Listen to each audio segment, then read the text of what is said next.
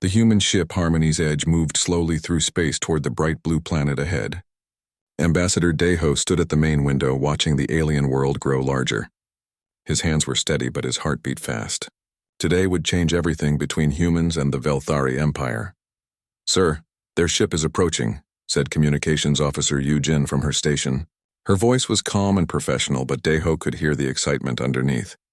Captain Taejun nodded from his chair. "All stations ready for diplomatic contact. Remember everyone, we represent all of humanity today." Dr. So Min walked up beside her husband, Deho. She carried a small device that would help translate languages. As a scientist who studied alien life, she was more excited than nervous. "The scans show their ship is beautiful," she said softly. "It looks like it's made of pure light." The Velthari vessel appeared on their screens. It was unlike anything humans had ever seen. The ship seemed to glow from within with smooth curves that flowed like water. No hard edges or rough surfaces anywhere. It moved without making any sound that their instruments could detect. "Incoming transmission," Yu Jin reported. "Put it on screen," ordered Captain Taejun. The screen filled with the image of an alien being that took everyone's breath away. Princess Nala of the Velthari was tall and thin, with pale blue skin that had glowing patterns running across it like living artwork. Her large eyes were silver, and when she moved, the light patterns on her skin shifted and changed colors. "Greetings, humans of Earth," Princess Nala spoke.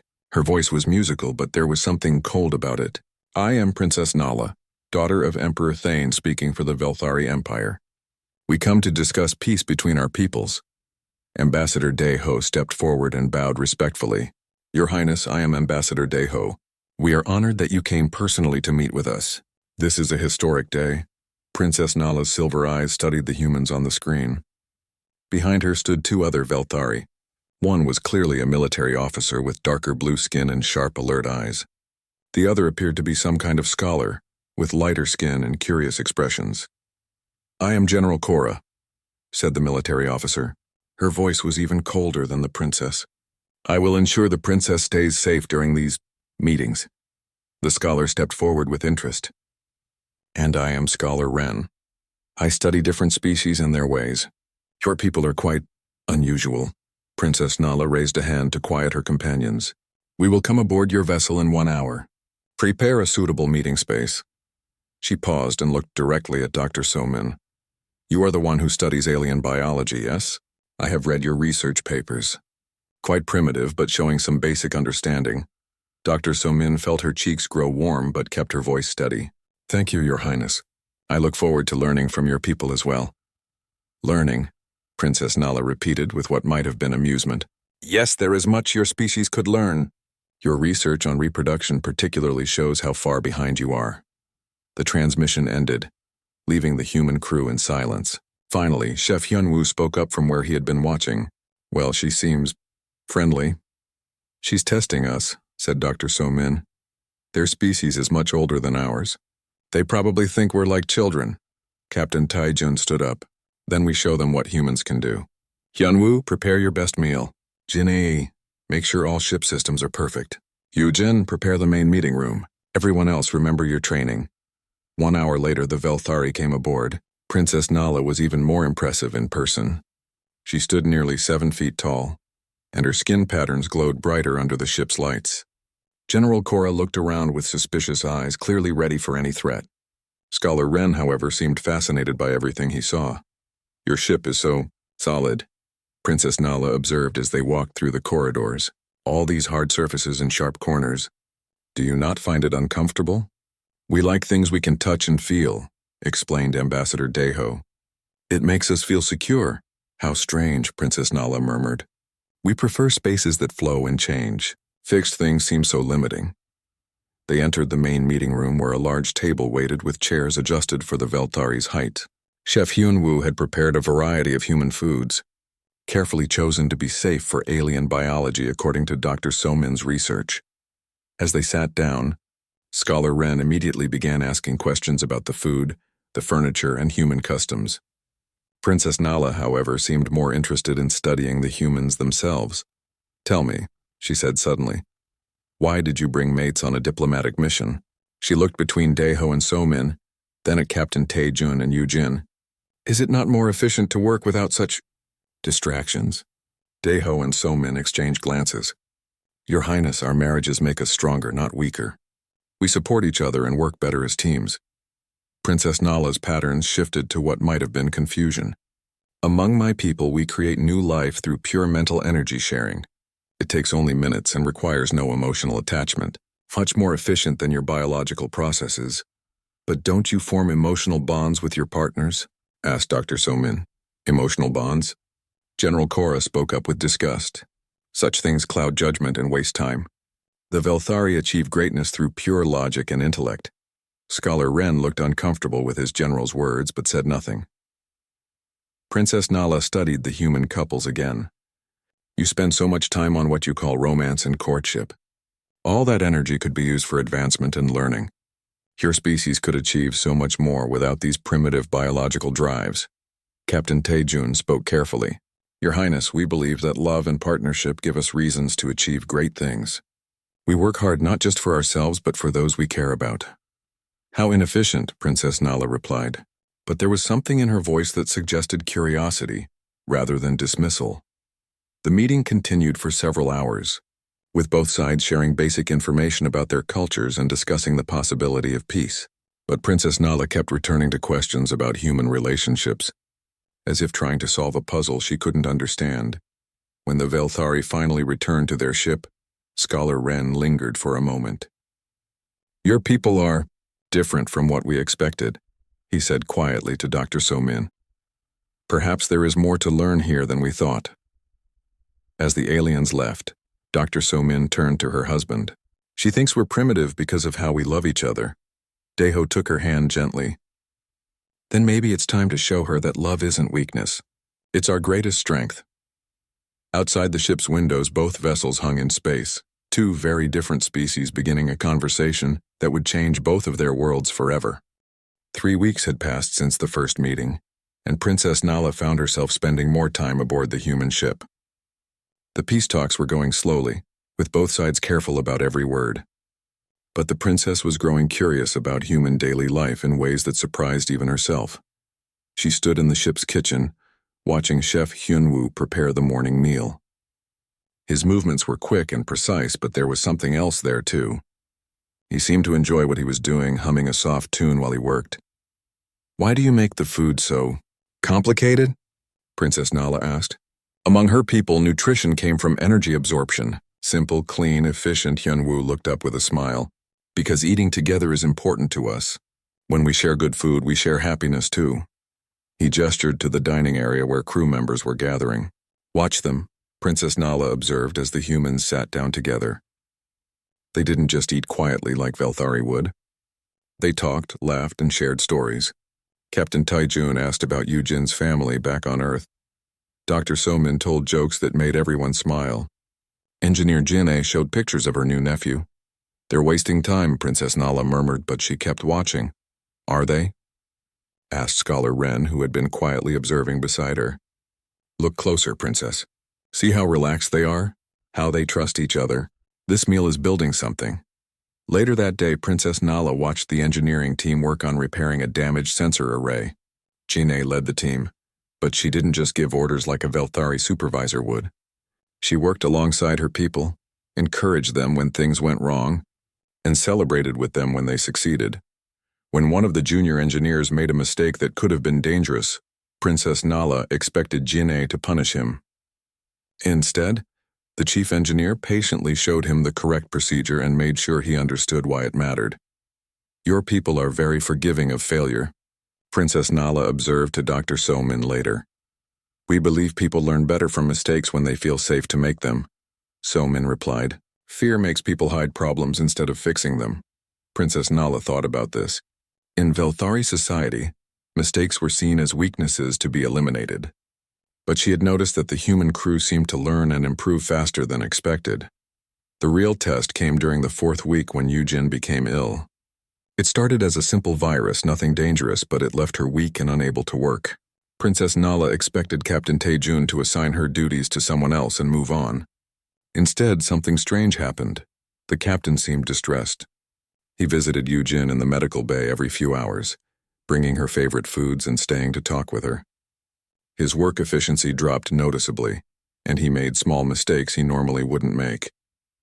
"I don't understand," Princess Nala said to Dr. So-min. "Why does her temporary illness affect his performance? He should be able to function normally." Dr. So-min was checking Yu-jin's vital signs with gentle hands. "Because he loves her. When someone you love is hurt, you hurt too. It's not a weakness, it's how we're made." "But it makes him less effective as a leader," Princess Nala insisted. "Does it?" So-min asked. "Look around." Princess Nala looked and saw something unexpected. The entire crew was working extra hard to cover for both Yu-jin's absence and the captain's distraction. They did it willingly without being asked. Pilot Minho took on extra communication duties. Engineer Na-young worked longer shifts. Even Chef Hyunwoo made special meals for Yu-jin without being told to. "They're helping because they care about both of them," So-min explained. "This is what humans do. When one of us struggles, we all help. It makes us stronger as a group." Princess Nala spent the next few days observing this behavior more carefully. She saw how the crew supported each other in small ways throughout each day, an encouraging word when someone was frustrated, a shared laugh when tensions were high, small acts of kindness that seemed to have no practical purpose. But she also noticed the results. The crew worked together with an efficiency that impressed even her. They anticipated each other's needs, covered each other's weaknesses, and pushed each other to be better.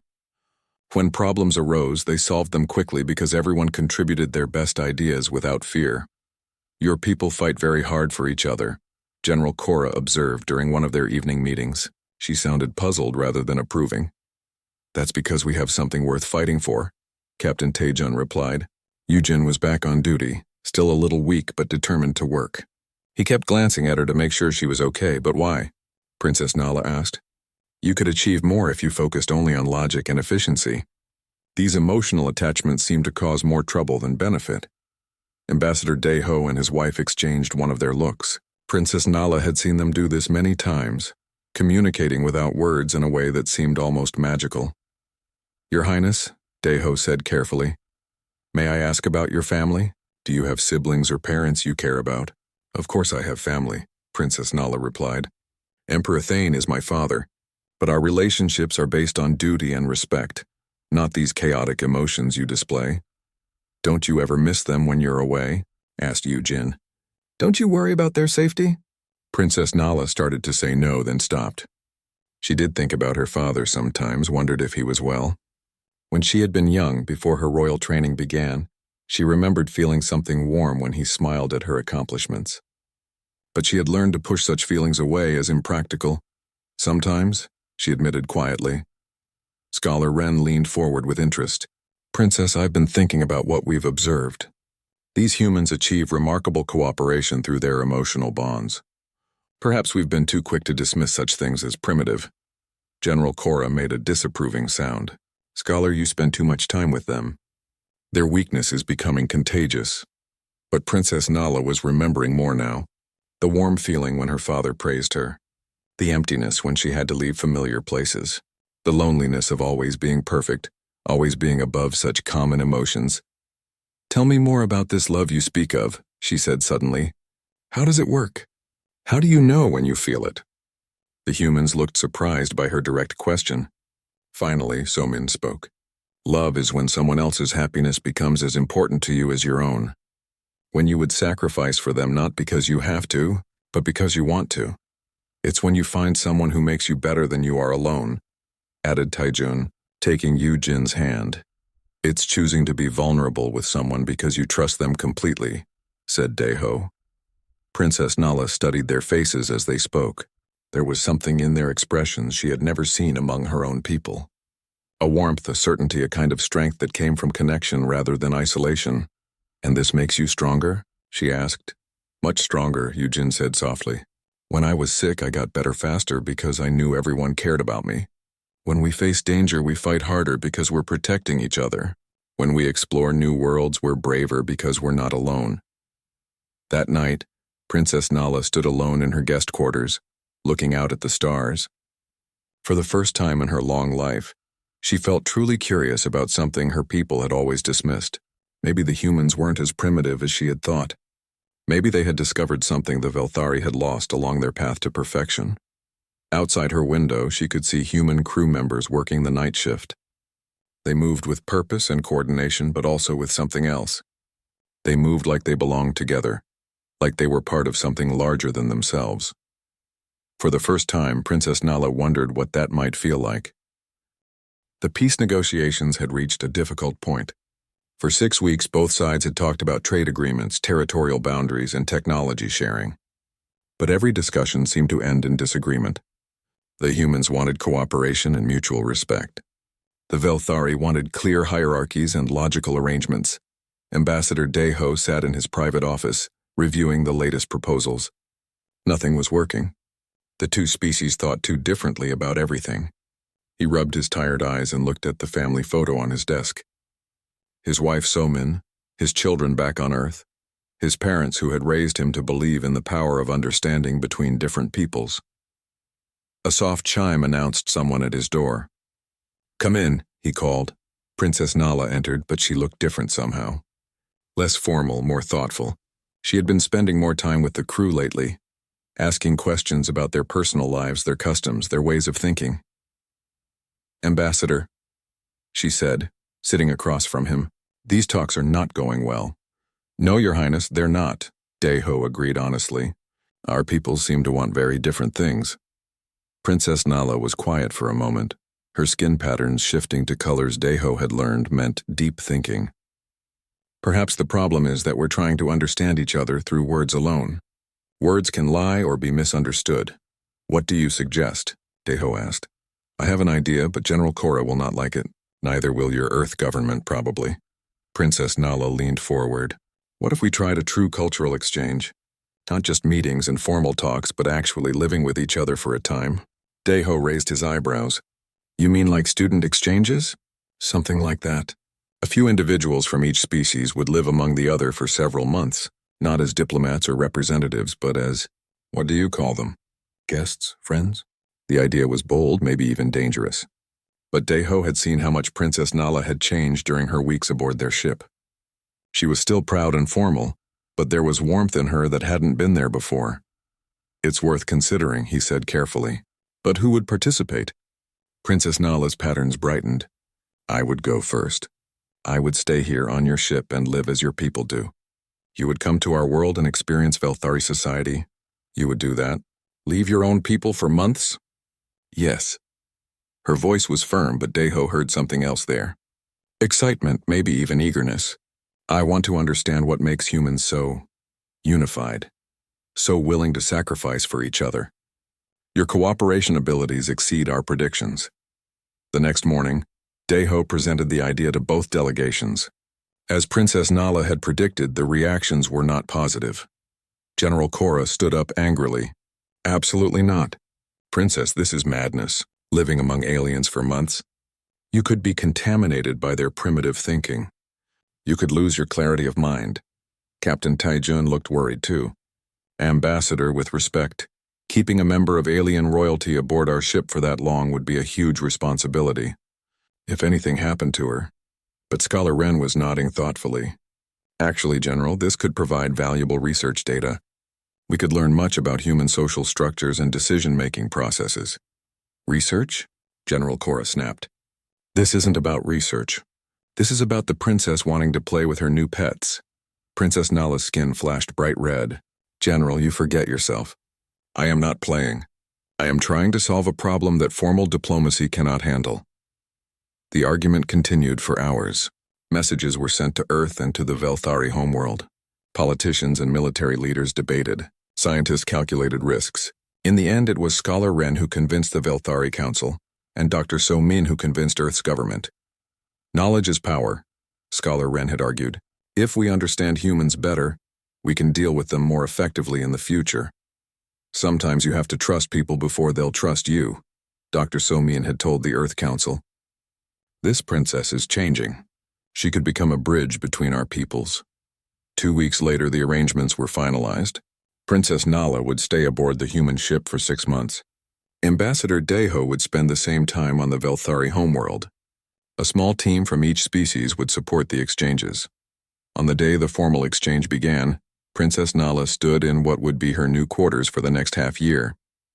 The room had been modified for her height and basic needs, but it was still obviously a human space. Small, practical, with solid walls and furniture that didn't change or flow. Dr. Somin knocked on the open door. "How does it feel?" she asked. "Strange," Princess Nala admitted. "I've never lived anywhere but royal palaces. Everything there adapts to my needs instantly. Here I must adapt to the space. Is that bad?" Princess Nala considered this. "I thought it would be. But there's something solid about it. Reliable, I know exactly what to expect." Medical Officer Subin appeared with a data pad. "Your Highness, if you're ready, I'd like to do some medical scans. We want to monitor how your biology reacts to our environment over time." "Of course." Princess Nala followed her to the medical bay, where sophisticated equipment waited. As Subin worked, she explained what she was measuring. Heart rate, brain activity, hormone levels, neural responses. "We want to make sure you stay healthy, but we're also curious about how your body works." "Hormones?" Princess Nala asked. "You mentioned those before." "We don't have such things." "Really? How do you experience emotions then?" "We don't, usually. Strong emotions are considered a sign of mental weakness among my people." Subin paused in her work. "But I'm detecting chemical changes in your system right now. Your body is producing compounds that look very similar to human emotional hormones." Princess Nala looked surprised. "What does that mean?" "I'm not sure yet. But it might mean your species is more similar to ours than anyone realized." That evening, Princess Nala joined the crew for dinner as she had been doing for weeks. But tonight felt different. This wasn't a diplomatic visit anymore. This was her life now, at least for the next 6 months. Pilot Minho was talking about his partner back on Earth. They had been together for 5 years, but the long space missions meant they spent months apart. "Doesn't that make it difficult?" Princess Nala asked. "How do you maintain your bond across such distances and time?" Minho smiled softly. "We talk every day when communications allow. We share our experiences, our thoughts, our feelings, and we trust each other completely." "Trust," Princess Nala repeated. The word had come up often in her conversations with humans. "It's the foundation of everything," said Engineer Nayang. "Without trust, you can't have love. Without love, you can't have real cooperation. Without cooperation, you can't achieve great things." "But trust makes you vulnerable," Princess Nala observed. "What if the other person fails you?" "Then you get hurt," Captain Taejun said simply. "But if you never trust anyone, you're alone forever. We'd rather risk hurt than guarantee loneliness." Princess Nala thought about this as she lay in her narrow human bed that night. On her homeworld, she had never been vulnerable to anyone. She had never risked being hurt by another person's choices. But she had also never felt the warmth she saw in human relationships. The next morning, she woke to find a small gift outside her door. A flowering plant in a simple pot, with a note from Chef Hyunwoo. "Welcome to your new home," it said. Princess Nala held the plant carefully, feeling something she couldn't quite name. The humans had given her something beautiful for no practical reason, just to make her happy. No one had ever done that before.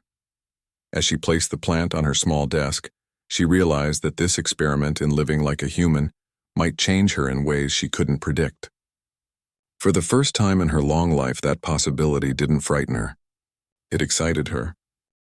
3 months into her stay with the humans, Princess Nala had changed in ways she never expected. She woke each morning to the sound of the ship's activity, rather than servants preparing her day. She chose her own clothes, prepared her own meals, and made her own decisions about how to spend her time. It was strange, but also oddly satisfying. She had learned to appreciate human art, especially their music. The way they combined different sounds to create emotions fascinated her. Chef Hyunwoo had taught her to cook simple dishes, laughing gently when she burned the first few attempts. Dr. Somin shared her scientific discoveries, and Princess Nala found herself contributing ideas from Veltari knowledge that helped solve human problems. Most surprisingly, she had developed what she was beginning to understand as friendships, real connections with individuals based on shared interests and mutual care. The concept had been theoretical before, but now she felt it in her daily life. The morning that changed everything started like any other. Princess Nala was in the engineering section with Na Young, learning about human technology. The ship's systems were so different from Velthari energy-based technology, but there was an elegance to their mechanical precision. "The gravitational stabilizers are acting up again," Na Young muttered, looking at her readings. I need to go outside and adjust the external array manually. Outside the ship? Princess Nala asked. Is that safe? Na Young grinned. Safe enough if you're careful. Want to watch from the observation deck? 20 minutes later, Princess Nala stood with several crew members watching through the large windows as Na Young worked in space. The engineer moved confidently in her bulky spacesuit, using magnetic tools to adjust the large array of equipment mounted on the ship's hull. Then something went wrong. A piece of debris, too small for sensors to detect, struck Na Young's suit. The impact sent her spinning away from the ship, her safety line snapping under the sudden stress. Emergency, shouted the crew member monitoring communications. Na Young's line is broken. She's drifting away. Princess Nala watched in horror as her friend tumbled helplessly in space. Around her, the human crew exploded into action. Captain Taejun arrived within seconds, already shouting orders. Dr. So Min ran for emergency medical supplies. Engineer Jin-ae was calculating trajectory and rescue options, but it was pilot Min-ho who acted fastest. Without waiting for orders, he was already climbing into a rescue pod. I can reach her in 3 minutes if I launch now, he called out. Too dangerous, Captain Taejun said. The debris field is too thick. You could be hit too. She's my friend, Min-ho replied simply. I'm going. Princess Nala felt something she had never experienced before. Fear for another person mixed with admiration for Min-ho's courage. Her own body was responding strangely, her heart beating fast, her breathing quick. The medical scans Dr. So-min had been taking suddenly made sense. These were the emotions humans talked about, and she was feeling them. The next 30 minutes were the longest of Princess Nala's life. The entire crew worked together with perfect coordination. Yujin maintained communication with both Na Young and Min-ho. Jin-ae calculated the safest approach routes. Chef Hyun-woo prepared the medical bay. Dr. So-min stood ready with emergency treatments. Everyone had a job. Everyone contributed and no one gave up. When Min-ho finally returned with Na Young safely secured in his rescue pod, Princess Nala felt something she could only describe as overwhelming relief. The engineer was unconscious and had some injuries, but she was alive. As the medical team worked on Na Young, Princess Nala found herself staying nearby. She couldn't help with the medical procedures, but she couldn't leave either. When Na Young finally woke up hours later, Princess Nala was the first person she saw. Princess? Na Young's voice was weak. You stayed? Of course I stayed, Princess Nala replied, surprised by the question. You're my friend, Na Young smiled weakly. Thank you. Those simple words hit Princess Nala like physical force. Gratitude, warmth, connection, all the things she had dismissed as weaknesses were flowing through her now, and they felt like the strongest things in the universe. That evening, the crew gathered for a special meal to celebrate Na Young's recovery. Princess Nala listened to their stories and laughter, but she was also thinking deeply about what she had witnessed. You all risked yourselves for one person, she said during a quiet moment. Min-ho could have been killed attempting that rescue. Captain Taejun could have lost 2 crew members instead of saving 1. Why take such risks? The crew looked at her as if the answer was obvious. Because she matters, said Yujin, simply. Because we love her, added Jin-ae. Because that's what you do for family, said Chef Hyun-woo. Family, Princess Nala repeated. But you're not related to each other. Family isn't just about biology, Dr. So-min explained. Family is about choice. We choose to care about each other, to protect each other, to be there when we're needed. Princess Nala thought about her own people. If a Velthari had been in Na Young's situation, would anyone have risked themselves for a rescue? Probably not, unless duty required it. Individual lives were less important than the greater good, logic more valued than emotion. But watching the humans, she realized their emotions weren't weaknesses. Their love for each other had made them faster, smarter, and more determined than pure logic ever could. Min-ho hadn't calculated odds when he launched his rescue. He had simply acted because someone he cared about was in danger. I think I'm beginning to understand, Princess Nala said slowly. Your reproduction isn't just about creating new life. It's about creating bonds, and those bonds make you stronger. Exactly, said Captain Taejun. When we love someone, we become more than we are alone. We become part of something bigger. Over the following days, Princess Nala spent more time with Na Young as she recovered. They talked about many things, but what impressed the princess most was how the entire crew continued to care for their injured friend. They brought her favorite foods, stayed to keep her company, and made sure she never felt forgotten or alone. "This is why your species succeeds," Princess Nala told Dr. Somin one evening. "You don't just create offspring and abandon them. You create networks of care that support everyone." "Is it different for your people?" Somin asked gently. Princess Nala thought about her own upbringing. Royal training that emphasized independence and emotional control. The loneliness of always being perfect, always being above the common concerns of others. "Very different," she admitted. "We create new life efficiently, but we don't create these bonds. Children are raised by specialists, not parents. Adults form partnerships based on logic and mutual benefit, not emotional connection." "That sounds lonely," Somin observed.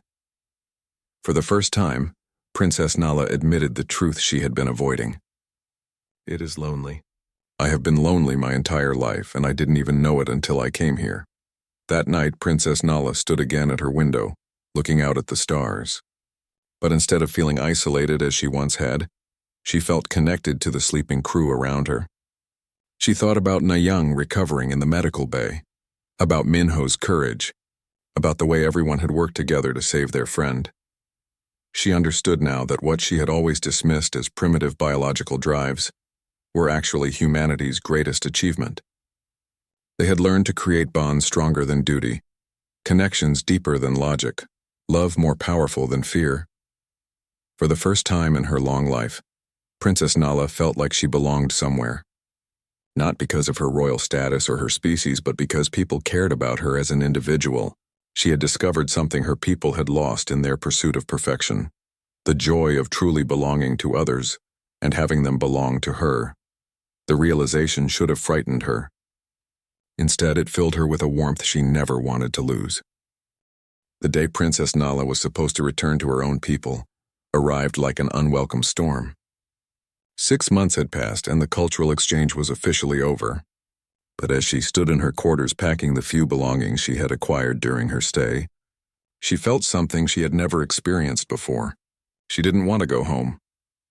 A soft knock interrupted her thoughts. Dr. Somin entered with a datapad and a concerned expression. "The transport ship from your people arrives in 2 hours," Somin said gently. "But I wanted to talk to you about something first." Princess Nala looked up from folding one of the simple human clothes she had grown to prefer over her formal royal garments. "What is it?" "I've been reviewing all your medical scans from the past 6 months, Somin explained. "Your body has been changing in fascinating ways. Your brain patterns now show emotional responses similar to human ones. Your stress levels are lower than when you arrived, despite living in what should be an uncomfortable environment. Most interesting, your hormone production has increased dramatically." "What does that mean?" Somin sat down carefully. "I think it means your species isn't as different from ours as everyone believed. You have the capacity for emotional bonds, but your society has suppressed them for so long that most Velthari don't even know they exist." Princess Nala absorbed this information slowly. It explained so much about how she had been feeling, why the human way of life had begun to feel natural instead of strange. "There's something else," Somin continued. "Ambassador Deho sent a message from your homeworld yesterday. He says Scholar Ren has been asking many questions about emotional bonding and cooperative behavior. Apparently, some of your people are becoming interested in human social structures." Before Princess Nala could respond, the ship's emergency alarm began blaring. Captain Taejun's voice came over the communication system. "All hands to emergency stations. We have a distress signal from a Velthari colony ship. They're under attack by space pirates and need immediate assistance." Princess Nala's blood went cold. A Velthari colony ship would have thousands of her people aboard, including families and children. Without thinking, she ran toward the bridge with Dr. Somin close behind. The main screen showed a terrible sight: a large Velthari vessel, its beautiful flowing hull damaged and leaking atmosphere, was surrounded by 3 smaller pirate ships. The attackers were firing continuously, trying to disable the colony ship's engine so they could board and steal whatever valuables they could find. "How long until we reach them?" Princess Nala demanded. Captain Taejun looked up grimly. 18 minutes at maximum speed." "But Princess, we're just 1 ship against 3. The smart thing would be to call for backup and wait." "Those are my people dying out there," Princess Nala said firmly. "We have to help them now."